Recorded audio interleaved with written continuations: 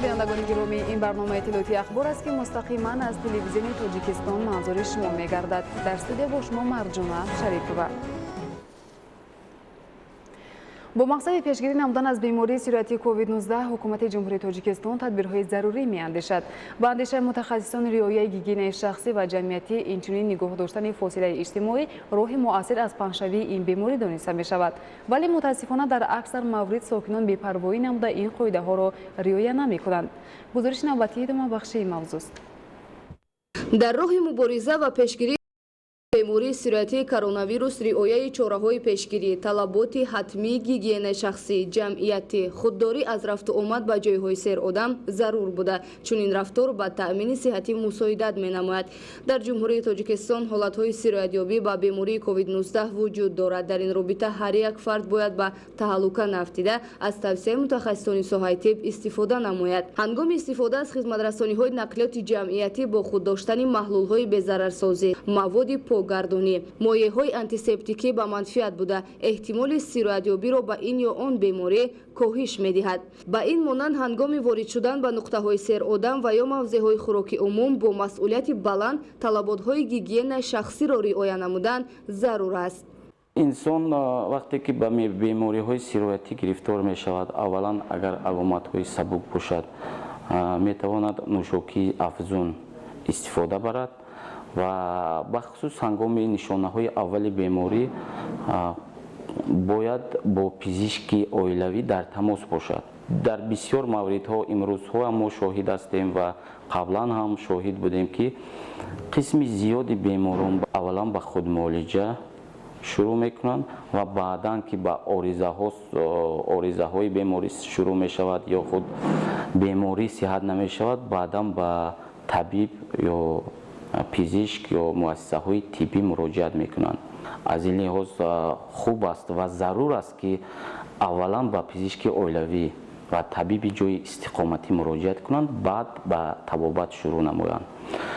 چون که بیماری های سیرویتی خصوصا ویروسی هم در نظر گیریم، بعضیشون میتوانند یک دو سیمتوم با یک دو علامت شروع شده با بدون داروهای زیادتی خاتمه یابند، به شفایابی آورده رسانند. رعایت حتمی گیگین شخصی، درست شستن دستان با صابون، استفاده نقاب‌های محافظتی، نگاه داشتن مسافه اجتماعی در جایهای جمعیتی شخص را همیشه سالم نگاه می‌دارد.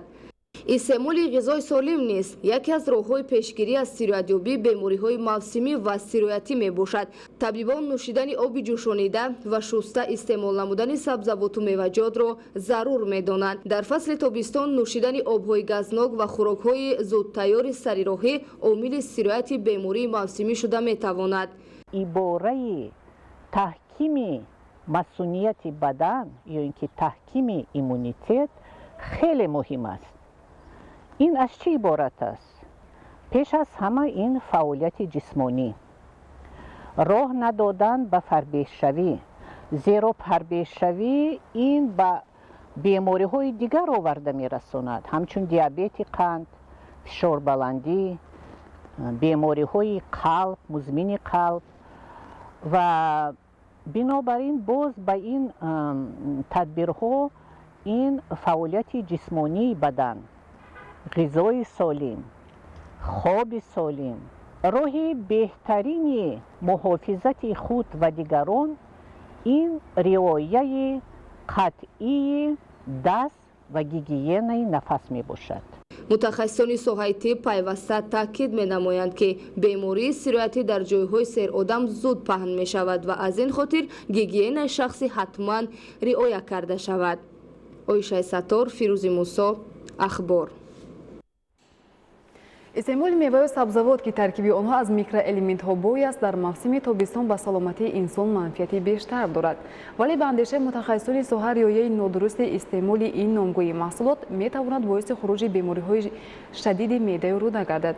از این رو هنگام خریداری به شرایط نگاه داشت و در استعمال میوه و سبزیجات باید به قاعده‌های سانیتری و گیگینی اهمیت جدی ظاهر نمود. ادامه موضوع در گزارش سید جعفر محمدعلی و خورشید نادرخان. در مرکز سلامتی رقم 3 شهر کلوب با زیاده از 14000 نورسانی تا سن 18 ساله خدمت رسانیده می شود. در این مؤسسه طبی هر سال در این دوره اسباب رعایت نکردن قاعده‌های بهداشتی و گیگینی هنگام استعمال میوه و سبزیجات بیشتر بیماری شدید معده و روده را به قید میگیرند. استعمال میوه و سبزیجات تر و تازه به سلامتی کودکان بسیار اهمیت کلان دارد که در دوره انکشاف آینده آنها چی در سیستم مشک استخوان چی در سیستم عضوی هاضمه آنها مفید و فایده آور می باشد. آن کودکانی که با شکایت های بیماری های شدید معده روده مراجعت میکنند سبب اساسی از استعمال نادرستی میوه و سبزیجات است.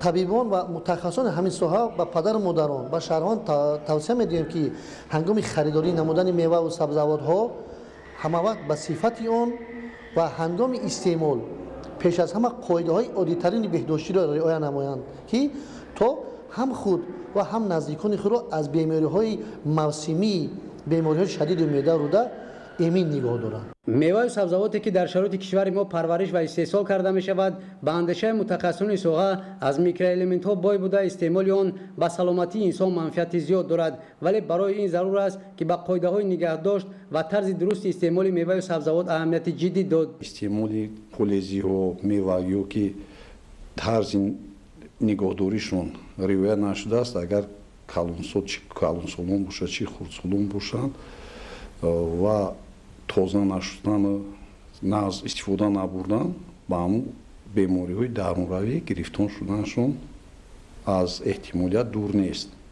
برای این ما با شهروندان توصیه میدیم که میوگی سبزیجات رو درست شسته درست طرز نگاه داشتش رو ناز رعایت کرده بعد استعمال کنند. در ساحه تندرستی کشور در برابر دیگر برنامه‌های سوابی برنامه ملی غذای سالم نیز عملی می‌گردد که در این زمینه متخصصان سوحه برای پیشگیری از خروج بیماری‌ها و حفظ صحتی جامعه کارهای فرماندهی را برآ ماندند. در دوره تطبیق برنامه دولتی اوید بر روش سوحه باغ و تاک‌پروری در جمهوری تاجیکستان و اجرای برنامه امنیت یازوقواری اسباب عاقلانه و ثمرناک استفاده بردن هر یک قطعه زمین کره آبی سال در کشور استحصال میوه و سبزیجات زیاد می‌گردد که استعمال با سلامتی منفعت بیشتر دارد. از این رو در هر یک عائله برای دوره زمستان در این موسم باید به مسئله به طلب جمع‌آوری کردن میوه و خشکانیدن آن و با رعایت قاعده‌های سانیتری و گیگینی از سبزیجات ها ماده ساختن خورش‌ها و کنسرو و میوه و سبزیجات دقت جدی ظاهر کرده شود، زیرا در فصل زمستان و اول موسم بهار استعمال چنین نوع‌های محصولات نارسایی ویتامین ها را در ارگانیسم تامین می‌نماید. موضوع دیگر با دستگیری مقامات اجرایی حکومت دولتی شهر دوشنبه زیرایستگاه‌های برقی پایتخت هم‌مسئله از روی نقشه برای به مشکلی گذراندن دوره تیر ماه زمستان تعمیر کرده می‌شوند. امروزها در دوره نقشه شورابینی‌های جمعیت سهامی گشوده شبکه‌های انتقال برق در شهر دوشنبه در زیرایستگاه‌های برقی کارهای تعمیری انجام داده می‌شوند. گزارشی با وکالان همینزاده. در دوره تدبیرهای آبادانی سازندگی بخشیده به 30 سالگی استقلال دولتی جمهوری تاجیکستان با تشبث مسئولین فیلیال جمعیت سهامی گشوده شبکه‌های انتقال برق در شهر دوشنبه در زیرایستگاه برقی نو با شدت 220 110 و 10 کیلوولت آمپر که 50% اهالی شهر دوشنبه را با نیروی برق تامین می‌نماید دستگاه برقی از تعمیر برآورده شده است. امروز نیز از جانب جمعیت سهامی گشوده شبکه‌های انتقال برق در شهر دوشنبه با مقصد بهتر نمودن فعالیت کاری بناهای اداره‌کنی زیرایستگاه که به تعمیر نیاز داشت بیرون و داخل آن پورا از تعمیر برآورده شده رنگ و بارنمای دستگاه برقی ادامه دارد. طبق دستور سپارش‌های اساسگذار صلح و وحدت ملی پیشوای ملت پرزیدنت جمهوری تاجیکستان محترم امالی رحمان ما کارمندان فیلیال جمعیت سهامی انتقال برق در شهر دوشنبه تصمیم گرفتیم که برای سزاوار پیشواز گرفتن جشن مقدس ملت 30 سالگی استقلال دولتی جمهوری تاجیکستان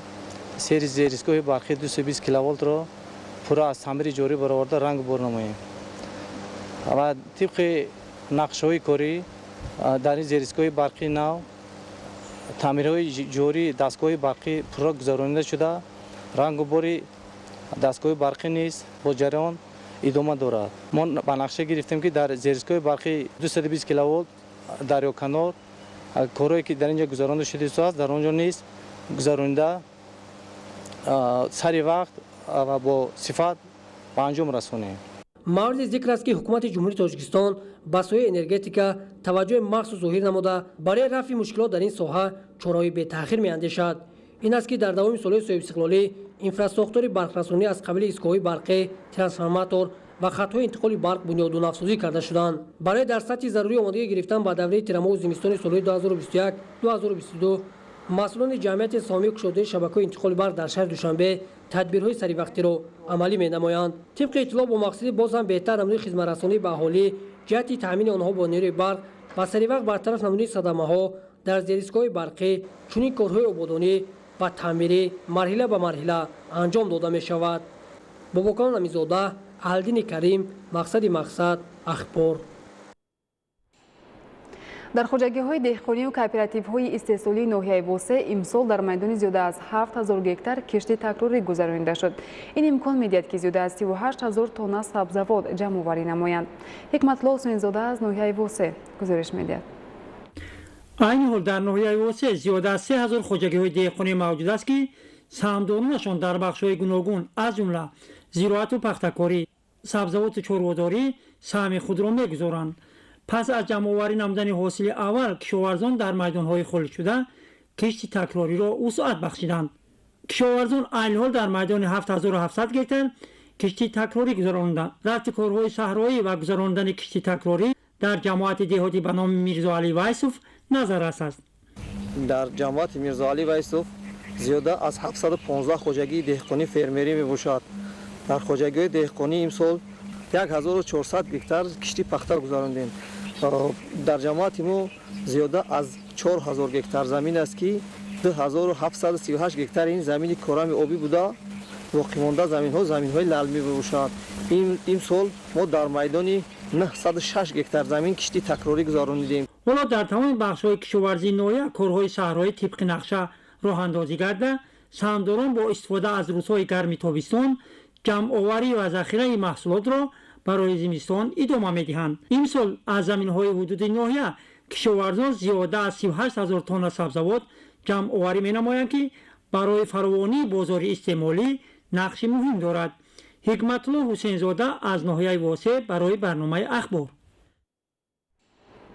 ҳукумати ҷумҳурии тоҷикистон дар самти ба китобу китобхонӣ рӯй овардани насли наврасу ҷавон тадбирҳои заруриро амалӣ менамояд. аз ҷумла озмуни ҷумҳуриявии фуруғи субҳи донои китоб аст маҳз дар ҳамин замина гузаронида мешавад. дар ноҳияи Нуробод низ даври аввали ин озмун доир гардид ва шумораи зиёди дӯстдорони адабиётро ба ҳам овард. мавзӯъро Идигули Маҳмуд идома медиҳад. даври ноҳиявии озмуни фуруғи субҳи донои китоб аст дар ноҳияи Нуробод ба муносибати сазовор истиқбол гирифтани ҷашни 30-солагии истиқлолияти давлатии ҷумҳурии тоҷикистон баргузор гардид. мақсади озмун аслан баландбардоштани завқи китобхонӣ, дарёфти чеҳраҳои нави суханвару сухандон, инкишофи қобилияти эҷодӣ, арз гузоштан ба арзишҳои миллию фарҳангӣ, бойгардонидани захираи луғавӣ ва фаъолгардонии доираи забондонӣ миёни хонандагону донишҷӯён ва шаҳрвандони ноҳияро дар бар мегирифт. дар ин озмун зиёда аз 80 нафар хонандагону донишҷӯён ва шаҳрвандони ноҳия ширкат намуда ҳайати ҳакамон дар вақти баҳогузорӣ довталабонеро бештар асарҳои бадеӣ аз худ карда тарзи нақлу оҳанги қироат, мавзӯъҳои хайру саховат, дӯстию бародарӣ, сулҳу субот ва Тоҷикистонро тараннум мекард афзалият доданд. ин озмун новобаста аз сину сол ва касбу кор миёни қишрҳои мухталифи ҷомеа такони ҷиддиеро ба вуҷуд оварда шаҳрвандонро ба мутолиа ва дӯстдоштани китоб водор сохт. ҳар як иқдом ва ташаббусе аз ҷониби пешвои миллат муҳтарам Эмомалӣ Раҳмон пеш гирифта мешавад, натиҷаи дилхоҳ ба бор оварда аз ҷониби аҳли ҷомеа пуштибонӣ ёфта, ихлоси иштирокчиён ба китобу китобхона бештар гардида, маҳз ба василаи озмуни мазкур ҷомеа бори дигар рӯ ба китоб овард. озмуни ҷумҳуриявии фуруғи субҳи доноӣ ки таҳти сарпарастии асосгузори сулҳу ваҳдати миллӣ пешвои муъаззами миллат президент ҷумҳурии тоҷикистон муҳтарам Эмомалӣ Раҳмон қарор дорад, дар ноҳияи Нуробод дар ин самт корҳои зиёде ба анҷом расонида шудааст. аз ҷумла дар даври аввали озмун 1101 нафар иштирок намуда, аз ин шумора 86 нафар ба даври ноҳиявии озмун рохат гирифтанд. баргузории озмуни ноҳияви фуруғи субҳи доноӣ дар ноҳияи нуробод аслан тараннумгари дӯстию бародарӣ, ваҳдати миллӣ, ободиву сарсабзии ватани азизамон ва шукргузорӣ аз ҳаёти орому осоиштаи мардуми кишвари маҳбубамонро дар бар мегирифт, то ҳамагон ба қадри хоку оби ин сарзамини биюштосо расида дар баргузории чунин чорабиниҳо боз ҳам фаъолтар бошем. Идигули Маҳмуд, Додарҷони Мирзозода, барои барномаи ахбор аз ноҳияи Нуробод.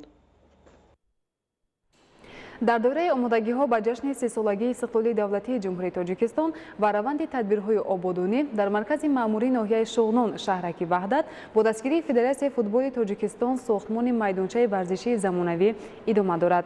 Тафсилоти бештари мавзӯъ дар гузориши ҳамкоронамон.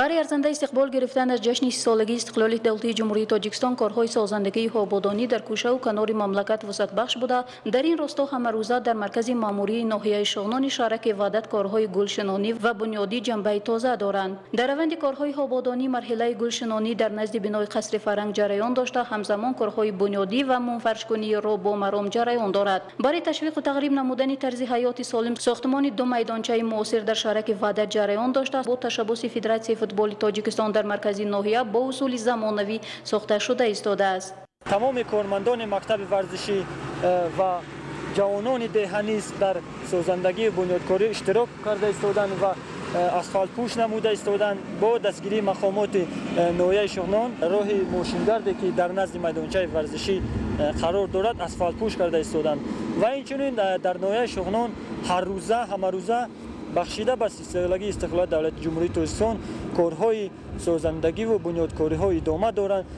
از مردم عادی سرگرد تا تمام کارمندان و اداره و مؤسسه ها امروز برای سزاوار استقبال گرفتن این جشن کارها پیش برده ایستادند. جایز ذکر است که ساحه ساختمان نمایانگری نیروی سازنده هر یک منطقه بوده. تاجیکستان بعد به دست آوردن صلح و ثبات در مملکت در امر توسعه بخشیدن به این ساحه مهم اقتصادی مملکت به کامیابی های بزرگ دست یافته است. در این راستا ناحیه شغنان نیز با قدم های استوار پیشرفته کارهای ساختمانی و آبادانی در اینجا متشکلانه جریان دارد. اطمینان می‌رود تا جشن 30 سالگی استقلال دولتی جمهوری تاجیکستان 21 انشاءات مهم اقتصادی و اجتماعی در ناحیه شغنان مورد برآورداری قرار می‌گیرند و این یک تکان جدی در پیشرفت منبع این ناحیه خواهد گردید. بینندگان گرامی، نشر نوبتی برنامه اطلاعاتی اخبار خاتمه می‌یابد. سلامت باشید.